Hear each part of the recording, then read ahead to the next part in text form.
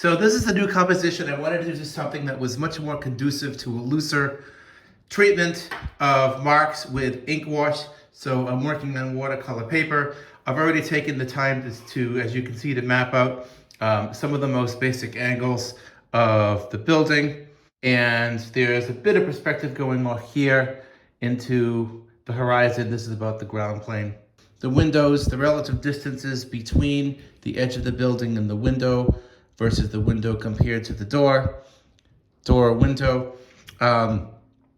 The vanishing point going this way. So over here, I have a container of very dirty water with a lot of ink. And I purposely left it that way because even with this, I can start going in and with some very, very light washes if I want. I can also revive the ink from some of these palettes very, very easily, just adding a little bit of water and going in and starting to get some line work or some larger areas of wash. And I'm just gonna start looking for some of my most dominant tones, like the door. One of the things that's nice is having an underdrawing first is I have some line work and some structure that will literally just come through the background. So if I just get some washes in here for the door and for the windows, you can see how quickly this is. And once it dries, that line work will come through really, really beautiful. Same thing from the edge of this building. Again, I'm just using some of the dirty water that I have to put down just some light washes indicating where things are. For example, the basket of the bike. I'm using large brush strokes, concentrated in large areas. Later, I'll go in for some more detail. Okay, and I'll just have some real quick, rough brush strokes. I kind of like when you see the effect of the brushwork for vegetation and that kind of thing. Even the tip of your brush can be kind of dry to give you that effect. So you can see those individual bristles.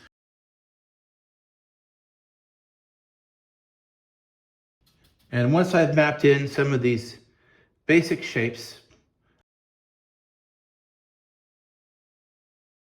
like the edge of the building here, even a little bit of the sky, the top part of this building, there we go, leaving some of the light areas as the white of the paper. I might even do a little splattering just to add some grit and texture.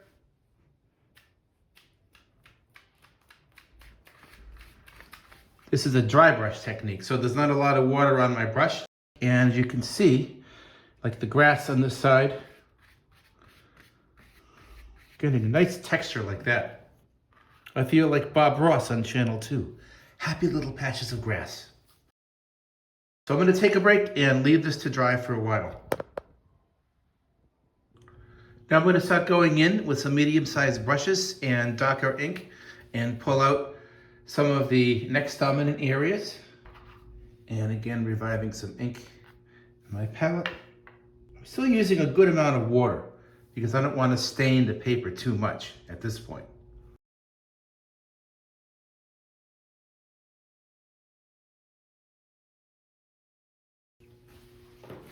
If I make a mistake, wet paper towel and blot it out.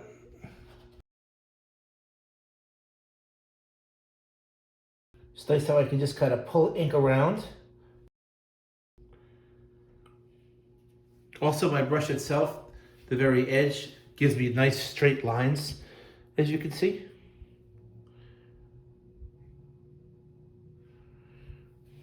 Using kind of almost a dry brush technique to get some of the whistly vegetation in here.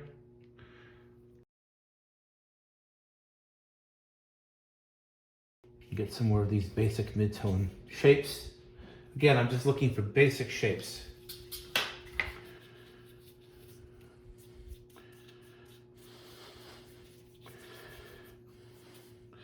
And I like when the edge becomes a little bit disheveled like that. It gives me that kind of texture that I get at the end of my brush.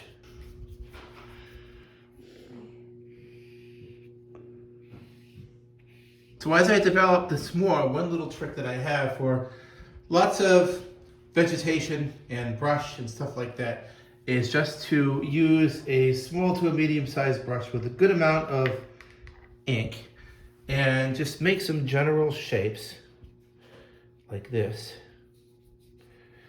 Maybe add a little bit more water so I can kind of move the ink around a little bit. And then with a paper towel, just kind of press into it to vary the texture so that it looks a little bit more vegetation-like. And again, I can keep reviving the ink and moving it around. And even use the end of it to get some straight lines.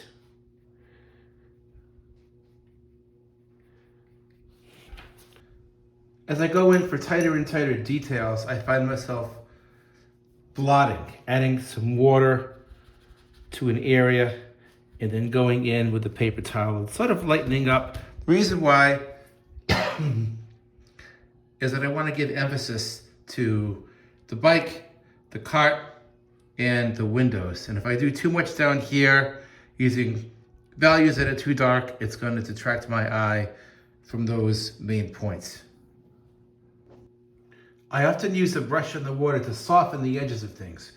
For example, like the little dark area under the window, that edge is a little too harsh.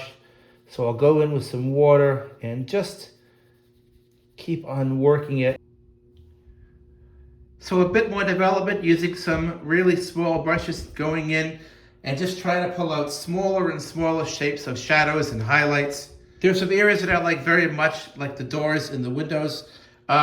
The bike, there's a few parts that are a bit out of proportion, and if I were going to go back and rework them, I might blot some of these out and even go in with some pencil and charcoal and define some of the mechanisms a little bit more.